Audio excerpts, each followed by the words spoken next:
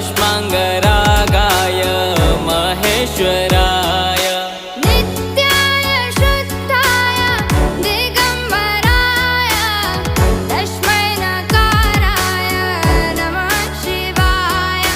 नित्याय शुद्धाय दिगम्बराय